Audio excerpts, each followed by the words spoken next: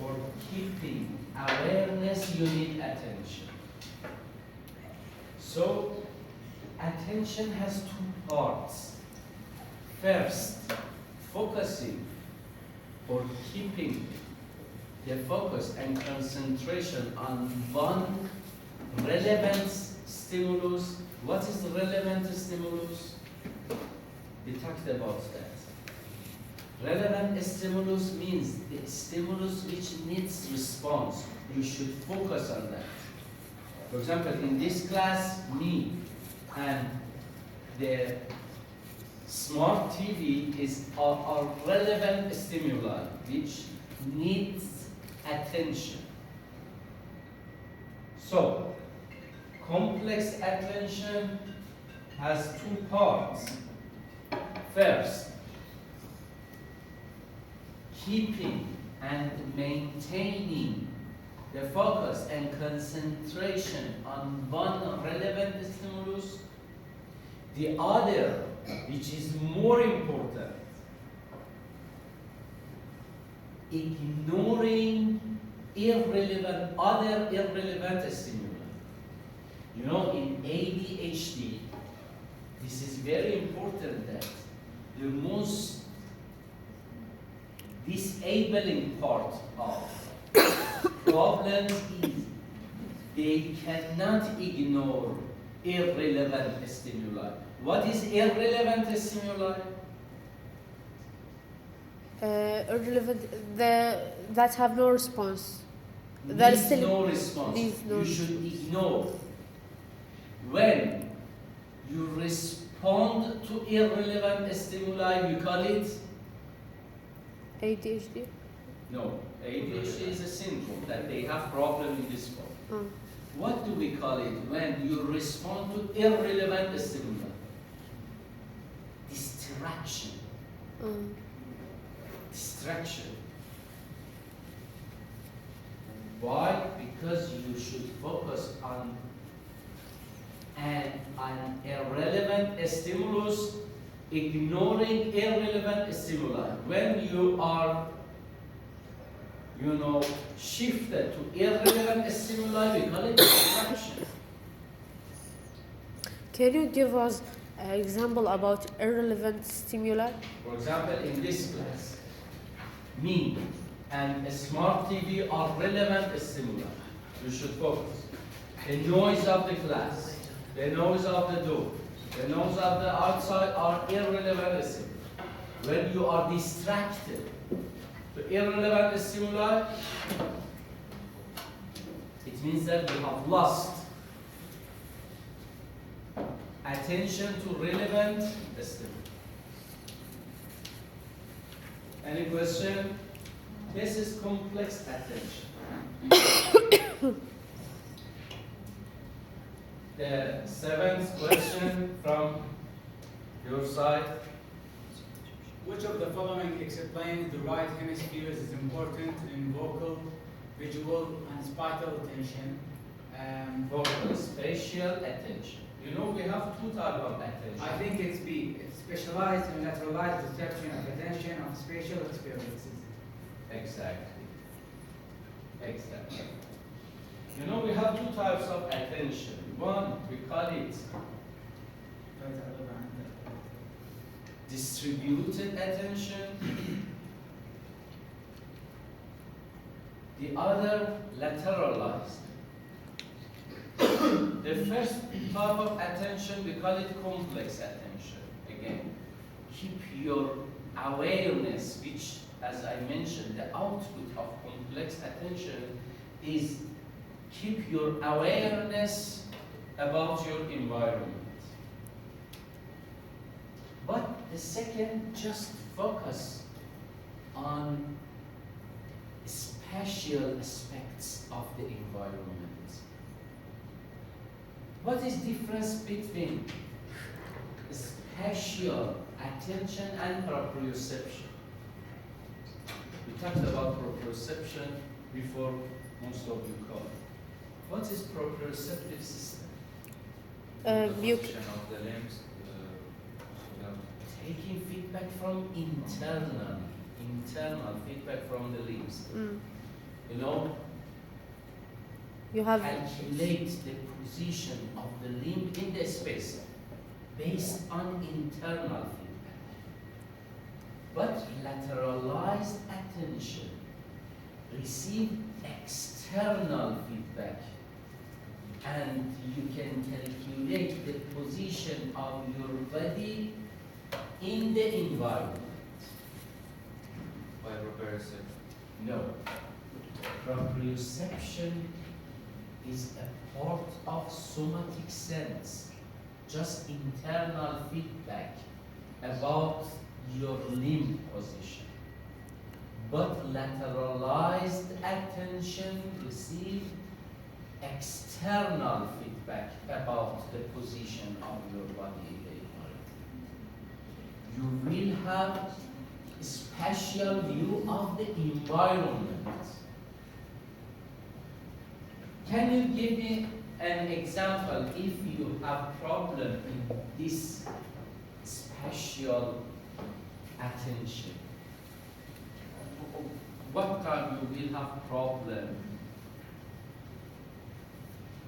In which activity you need lateralized attention too much, that if you lose this type of attention, you will face a lot of problems.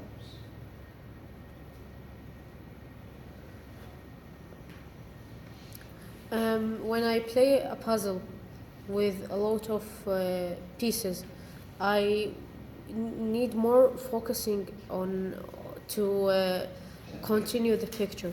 So Most of the time, the puzzles needs complex attention. It's your imagination, 2D imagination, not environmental imagination. For sure, you can design some 3D puzzles in this space, then you can use lateralized attention. In which activity you need lateralized attention about that you should have a very good 3D imagination about this space. Drawing. Drawing. No, drawing again, 2D imagination. Teaching what? Teaching classes. I need lateralized attention. the lateralized. Can you explain the lateralized attention? I didn't understand it very well. That you should have very good 3D imagination about the space. Designing, driving. You know, when you don't have very good 3D imagination about your environment, you will have a lot of accidents. You will see that your car is completely hurt, every part you have destroyed them because you don't have very good 3D imagination during driving. Okay. And you know, for example, the most important example in medicine that you know in Alzheimer's disease, most of the time 3D imagination and spatial memory and spatial attention is disturbed. And what will be the problem? Who can say, tell me? For example, sometimes when your home is near the university, or from the university you want to go to some familiar places, you go while walking. If you don't have good 3D imagination and good spatial attention, you will lose your way. You will be lost. And one of the problems of Alzheimer's disease is they will lose their way to home and they will be lost. This is one of the most important presentation that they cannot find familiar places. The family says that all the time he goes outside for shopping, but nowadays when he goes for shopping, he loses the way to home. This is special attention. Understand? For example, from here you want to go to Shara. Now you know that how you should. But when you lose special attention, you lose the way. You will be confused. Well, how I should go, from which streets I should go to reach my destination. So, this is lateralized memory, which special experiences will give you some 3D imagination about the environment.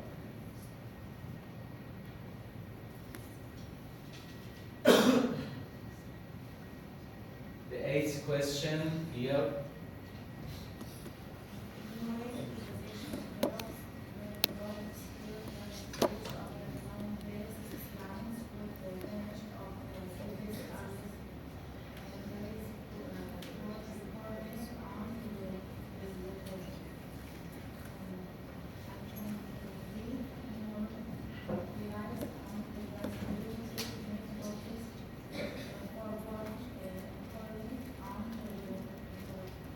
Exactly.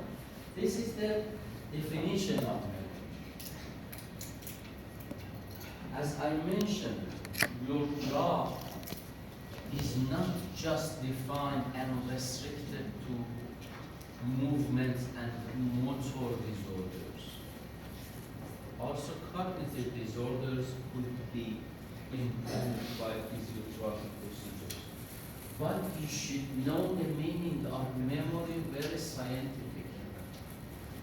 What is memory? We have stimuli in the environment and the ability of recording these stimuli, we call it memory. What is encoding? Who can explain for me? We had any definition should be learned scientifically. You are a scientist. As I mentioned yesterday about the function of sensory system, that the first step of sensation is done through receptors, which convert a stimulus to action potential. And this action potential can be transferred to central nervous system for sensation, and then perception, and then response. Again, memory. At first step, what you want to store. What is memory? What you store? Some information. And these information are considered as environmental stimuli. What you see, what you touch, what you sense, what you feel. What these for be stored in memory system first should be encoded in memory system. This is, we call it encoding. Means information are converted to some codes, which these codes are stored in memory networks. And when you need, it should be retrieved. This is the process of memory. That's why you encounter, you face some events, and you should make a good decision in this situation. But you have some past experiences in your memory that in special time, you need retrieval of these information. And this information should be used during your decision making. You know, in some dementing situation, patient with some types of dementia, like Alzheimer's disease, you see that they don't use their past experience in a special situation. Also in some neurodevelopmental disorders, they say that, okay, all the time he do this and he hurt, but again, repeats that. Why he doesn't use his past experience? Because he has problem in memory. These past experiences are not stored in the memory that he can use in next events. Understand? So, memory first. You encode the information and you store this information, and when you need, you retrieve this information. This is the process of memory. The ninth question. You believe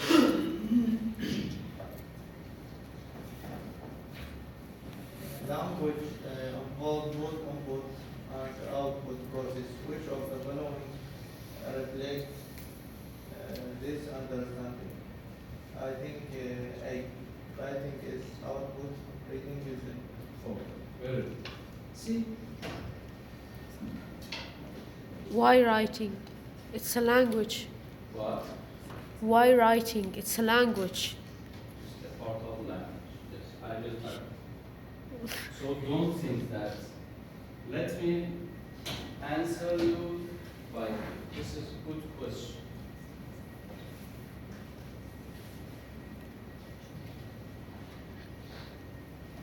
Okay. Please listen. Don't think that language is a part of just speech therapy. No. Rehabilitation team, all parts are connected and related together. We have a term, we call it communication. What is the definition of communication? Who knows? The ability to speak with other people. The ability to speak with other people. Just speaking. I think the ability to confess or express your feelings and emotions to other people. Good. What else? Just feeling, just emotion. Communication with environment and stimulation from environment, not just people. Good. Communication has 4 components when you talk about communication. Communication is sending a message. As you mentioned, this message could be your feeling, your emotion. Could be some words, some request, some order, some grievance, some complaints.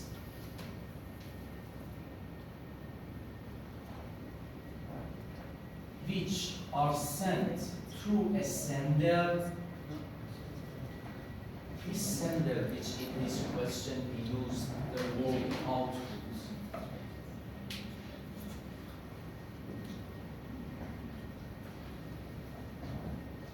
Sender, output. What is output? Output is a message.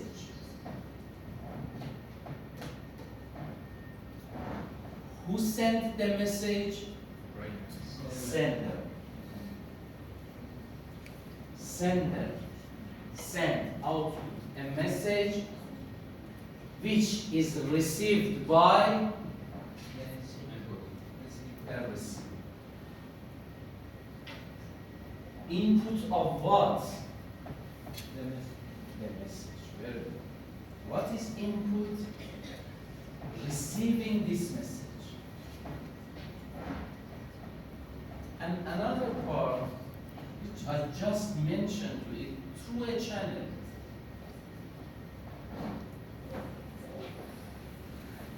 this message is sent to a receiver through a channel. The channel is the instrument of sending the message. And also we use it, the instrument of receiving the message. Based on this definition, can you tell me what types of channels we have? We call it communication. So, to a channel, can you tell me some channels? Like air. Writing is a channel. Writing, a channel through writing. Speaking is a channel. Very good. Our body language, consider a channel. Hearing or hearing. That we call it speaking and hearing. And the other thing, body language. Oh, But the language, you mean the motor? exactly. So, based on this definition, we can divide messages to two types of messages. From here, you can understand. We have two types of messages. One type of messages, we call it verbal. One type of messages, we call it non-verbal.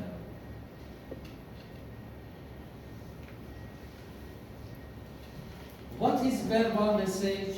Means You information. use words. Writing and speaking, you use words. Writing also, you use words. Yes? So, we have two types of messages. Messages which consist of words and sentences. Non-verbal message, you don't use words.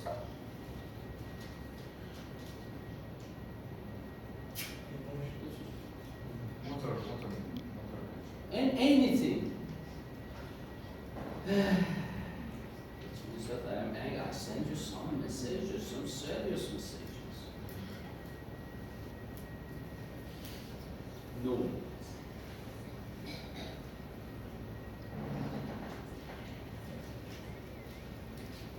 No words. Which aspect? I love you.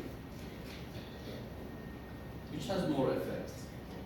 Even non-verbal messages is stronger than verbal messages. So, we have two types of messages, verbal and non-verbal. The examples of non-verbal, like body language, when I am like that. It means that I am very irritable or angry or upset. Facial expression as affect. Affect is a type of non-verbal communication. Most of the time we can communicate with non-verbal. You know, 70% of messages are sent through non-verbal communication. What is verbal communication? You use word. Based on the channel, you use word through writing, we call it written verbal communication. And if this verbal is through speaking, we call it a spoken verbal communication. Which part of your brain produce word or receive words? What do we mean produce words? Not produce words which doesn't have meaning. This is not verbal communication. Verbal communication is sending some clear messages by talking, by speaking, by writing. It means some parts of your brain should produce some correct words, correct sentences. It means that some part of your brain should understand the meaning of the words, the meaning of the sentences. What time? When you read, when you hear, which part of the body produce words and understand the meaning of the words? Frontal lobe. Language system.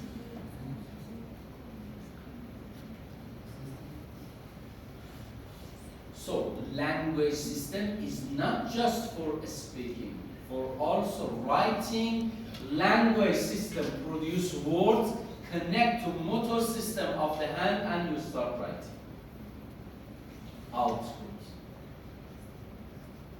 During reading, you see what occipital lobe, which you see, send messages to language system to understand the meaning of the words.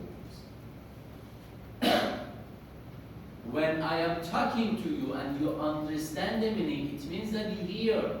But from auditory system, this message is sent to language system that you can understand the meaning of the word. So, language system is not just for spoken verbal communication. Language is for verbal communication, both written and spoken. When you write, language system send correct words and sentences to motor system of hand. When you read, language system understand the meaning of the words which you are reading. Okay? So language system is for both a spoken verbal communication and a written verbal communication. So it means that when you have problem in language, you cannot talk and you cannot write. Your hand is not paralyzed. You can move your hand. But because your language system cannot produce words, it means that you cannot write. When your language system as receiver has problem, you cannot understand what you hear, and also you cannot understand what you read. Okay? Understand? Yes. So the language system have channels for sender and receiver? Language is not center. Just Language is receiver. center. What is channel? Channel is your ear. Channel is your mouth. Channel is your hand. Channel is your eye. This is channel. Language system is the center of production of the words and understanding the meaning of the words. Understand? So in this situation, all the choices are correct in the question because it's contain listening, reading, writing. No, different parts. The center of production of the words is different from the center of understanding the words. Can you accept? I understand this diagram, but I don't understand the question. So, which question? The question that's related to this diagram. Which question? The question? The question in the exam. Yes. The question in the exam. So about your explanation means reading can be input and output. Your reading is input. Writing is output. Reading, by reading you receive some information. While writing, output. What is the problem?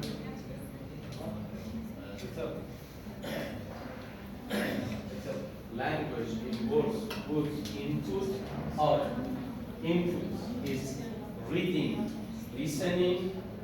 Output is writing Yes, and speaking. Okay, I understand that. But why we choose the writing is output and reading is input? Why we don't choose speaking and listening? Why But listening is listening output. Listening is input? Speaking is output. Okay. Reading is input. Writing output. Okay. Speaking and listening both output. No, listening is receiving input. Okay. So only. Okay, now I So the understand. only correct is writing output, you express, reading input, you Okay. receive. Mm.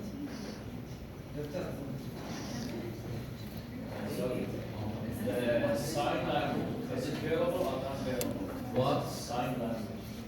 Sign language for Yes, sign. a sign? No. Don't speak, cannot speak. Yeah. Mhm. You mean, for example, a special symbols for writing and reading? You No. mean? They use sign to speak. The people who can't speak have problem with speaking. Yes, I So they understand. use For the example, word Morse. to sense the words. Exactly, Morse. Yeah, for example, Morse. This is not verbal. We don't use words. You don't use words. But these are another thing. These are symbols. It means that instead of, I think it can be a type of also a part of verbal because instead of words you use some symbols. And it's not body language. It's not body language exactly. You can consider what honestly because these are not words. You use some symbols instead of words. It's mostly near to language still. But for these symbols, you use your touch instead of eye. So you can consider it as verbal communication, but the channel instead of eye, the channel is your finger. It means that you understand the symbol of words by touching. So this you can consider it as a verbal communication, but with different channel. Instead of I, you use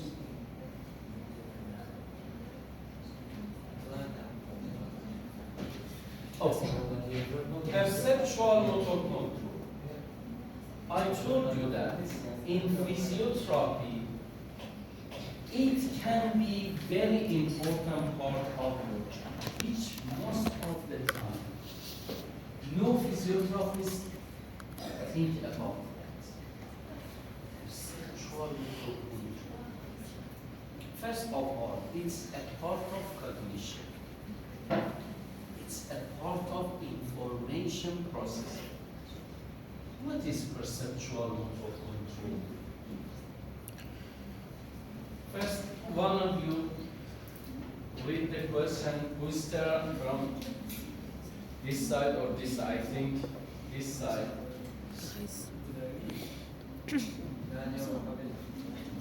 شنو صار؟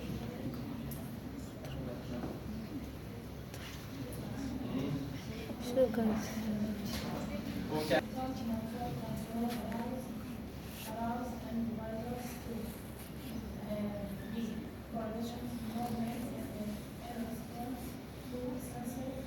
What is sensory feedback? Receive the Exactly. External and internal. What must be external? Let me tell you something. Perceptual motor control is different from the control of cerebellum, vestibular system, proprioceptive system.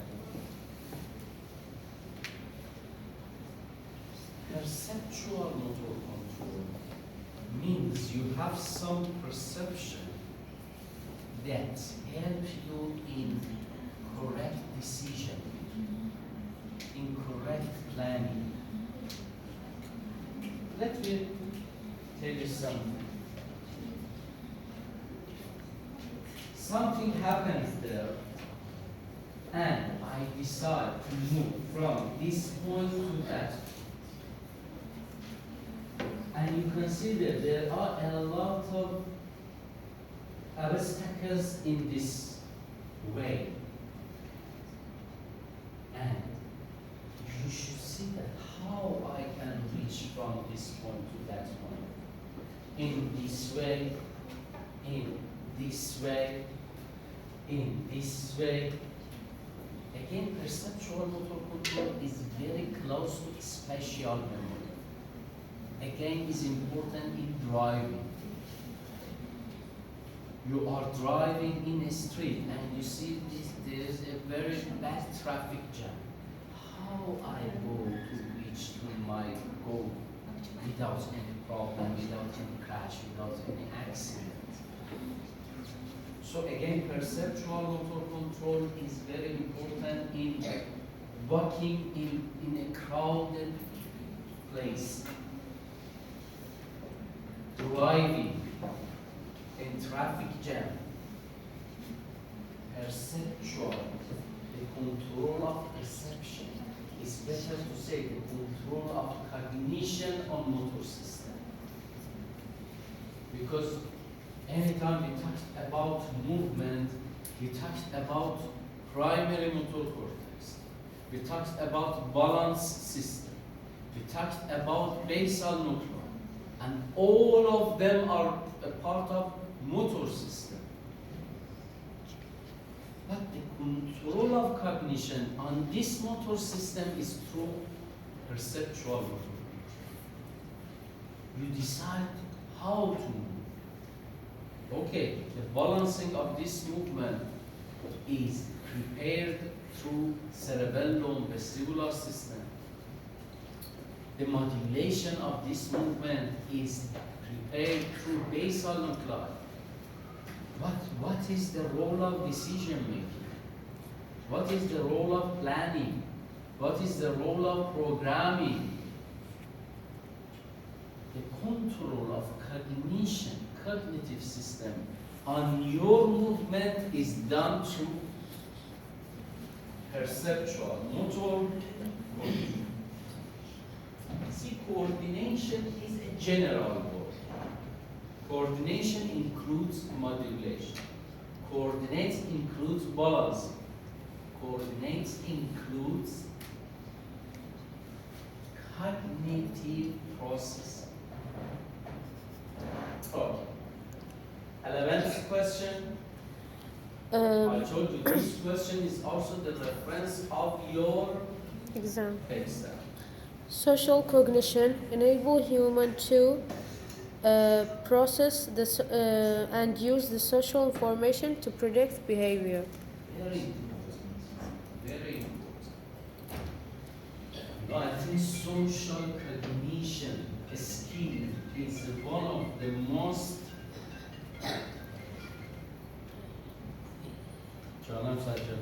should be distinguished from general population.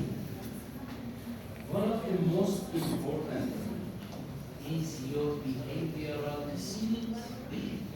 Behavioral skills, which even in graduate society we lack. What is social cognition? Especially in decision making, it has very important role. What is social cognition? Social cognition is your skill that you can predict the reaction of the society to your behavior.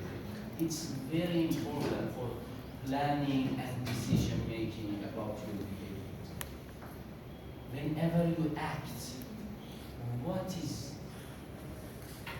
your prediction about the reaction of the society to your behavior? And a lot of time, a lot of problem in communication, in academic atmosphere, in your, for example, office, you and your colleagues collect together and you say that we want to establish a center. But after a while you will see that you have a lot of problem in your communication and your project will fail. Why? Because you cannot predict the reaction of your friend with your action. You want to decide to do something. You should be able to predict, okay, the reaction of your family is this, the reaction of your friends is this. And when you see that this reaction is negative, you should decide that stop. But this social cognition is weak in most of us. And one of the skills you should work on that, because one of the most important skills which you should learn in this university is communication skills. You should be able to work with your friends, with your peers, with your colleagues, with your family. You say that I act in this way, and I was surprised that the reaction of everybody in the society was negative. You should be able to predict this reaction. This is social cognition. What is it? The reaction of the society to your action.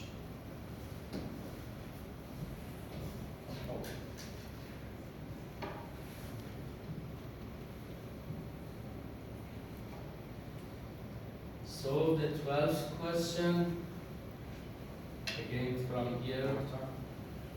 A patient with executive dysfunction struggle with organizing daily activities. Which of the following explain the underlying issue?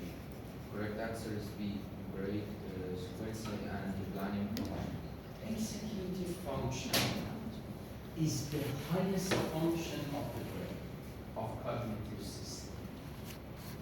And what distinguishes between animals and human is the power of executive function. What is executive function? Some stimulus activate your emotion and activate your decision. And after decision making, you start action. And this is very important that during action, your cognition is controlling your action. The behaviors in animals are very simple. Why? Because of weak executive function. They just decide and do. What in human, even after decision making, during action, your cognition is controlling your action. That's why we call it executive function. During execution, during action, this part is active. So, executive function means after decision making and choosing the goal, you plan your activities. For what? You're reaching to that goal. You sequence your actions. For what? For reach to the goal. You encounter a problem, an obstacle. You try to solve the obstacle and solve that and again continue. This is executive function. Executive function is a part of cognition which acts during action. And the highest function of executive function we call it inhibition. Inhibition, what is inhibition? Which when you understand during action, okay, you decided to reach to that point, but you understand that this point is dangerous for you. You stop. This is the executive function. In animals, you don't have inhibition. When you decide, you just know you should reach to that point. But in human, okay, you decided to reach to that point, but you understand that that point, it is dangerous for you. It hurts you. You decide to stop. Another executive function, shifting. Okay, that was the wrong point. I should shift it another way. These are very, very high functions of the brain.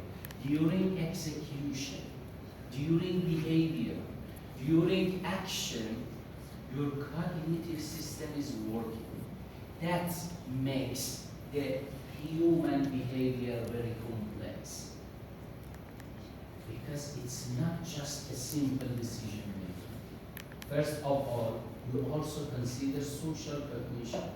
What is the reaction of this action? Is it positive? It makes positive reaction or negative reaction. This is during decision making. But even after decision making, you plan, you sequence, you have problem solving, you have inhibition, you have shifting. And also another part, working memory. Working memory is unconsciously your memory is working. You are storing the information unconsciously, and you will use this memory, this information during action. And it makes the behavior of human very complex. Complex decision making, complex planning, working memory. All the time you are receiving, during the pathway, you are receiving information, and you use this information during planning. And maybe this working memory leads to inhibition. Okay, I am receiving some negative information, I should stop. So, what will happen if the person has problem in executive function? what? What will happen for the person which have problem in You executive have a lot of disorders, even in your daily living activity, in your communication, in your job, in your academic activity. Very good question. Who can tell me what is the definition of disorder? Please do. Very good question. Problem in executive function means problem in performance. So lead to disorder. That means disorder. That's why whenever we call it mood disorder, it means that you are depressed. And what time this depression leads to disorder? When it affects your executive function. Very good question. Exactly, you understood the meaning of executive function. Okay. The 15th question. 15th? 13th? 13th, yes. Functional neurological disorder is different from structural ones because the answer is B.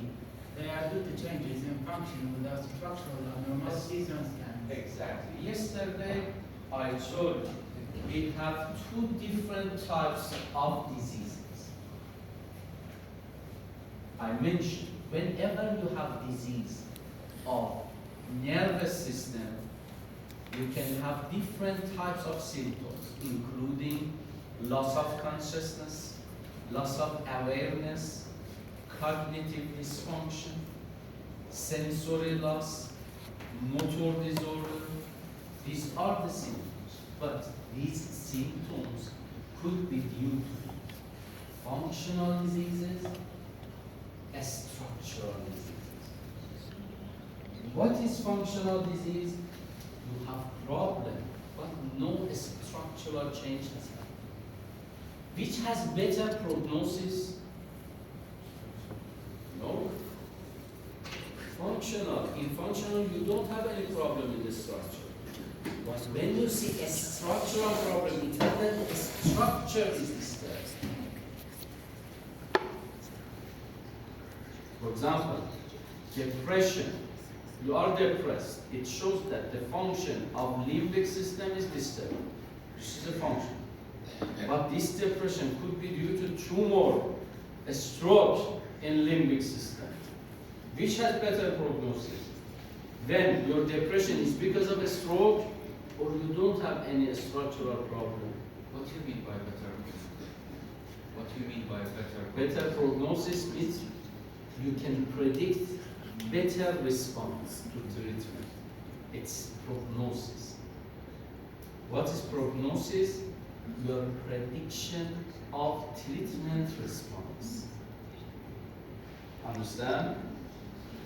So, when I see you because of depression is referred to me, and I check you, and I will see there is no structural problem, no destructive etiology. Your brain is normal, but the action is abnormal. I say that this, it can be treated. The prognosis is excellent. But when you have some structural change, some destruction. You should be very careful. I told you, I had a lot of patients that just come refer to me because of depression. I checked them, there's a very huge tumor in the brain. And the depression was because of this tumor. Don't think that every depression is functional. You should be careful about stroke was depression. When you have a stroke, severe in limbic system. Oh, so you understand what is functional diseases. Functional diseases are diseases without a structural abnormality. Okay. What is a structural?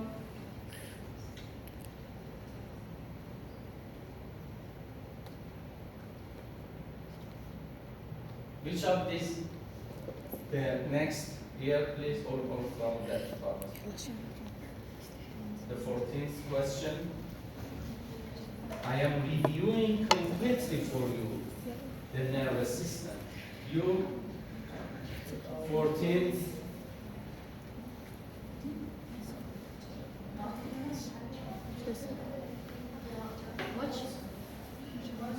Which of the following is an example of a structure disturbance caused by vesicular pathology stroke? A stroke. See, a structural means you have some changes in the structure. Destructive. You know what is destructive? Destroying. So, functional neurological disorder. You have some neurological disorder without any change in the structure. In migraine, in migraine, the brain is completely normal. Conversion disorder, some psychological problem that any part of the body you check, you see everything is normal. CT scan, MRI, everything. But in a stroke, you have some destruction. You have neuronal loss. The normal structure of nervous system is disturbed. So, Doctor, migraine means a problem in function. In migraine, you don't have any change in the structure. So, the pain comes from Some functional, if I want to explain for you. Yes, you mean that any headache, if any headache, headache is very prevalent. In most of the headache, you check MRI. What is the structure? It means when you take MRI, MRI is normal. But if it is normal, how this pain is produced is very complex. Lecture, more than 6 hours, I should explain. But you should know that intention in migraine, cluster headache, you don't have any abnormality in the structure. You give MRI, and MRI is completely normal. So, which kind of functional problems can lead to emergent headache? Which kind of functional problems can lead to emergent headache? Tension headache, migraine headache, cluster headache, medication overuse headache, hemicephalalgia, all types of headache. We have more than 40 types of headache which are functional. But this headache could be due to tumor.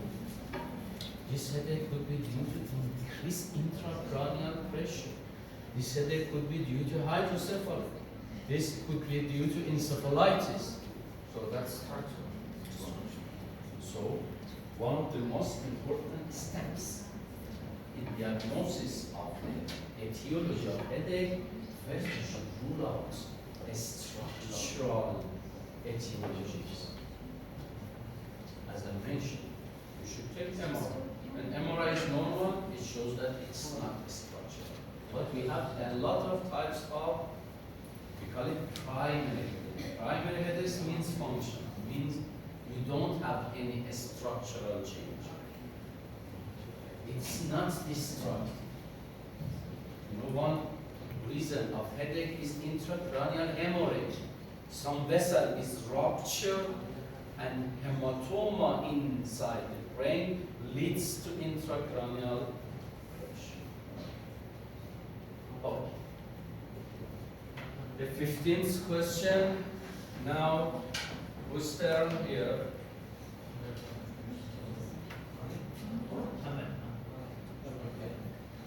Paraclinical evaluation is performed when a definite diagnosis is required for planning and prognosis differs in the DDX. Differential diagnosis. DDX means differential diagnosis. Differential diagnosis means different etiologies. What time you take MRI? Most of the time, the history and examination is enough. You diagnose and you can plan for the treatment. But sometimes, by just history and examination, you reach something that maybe it could be due to different etiologies.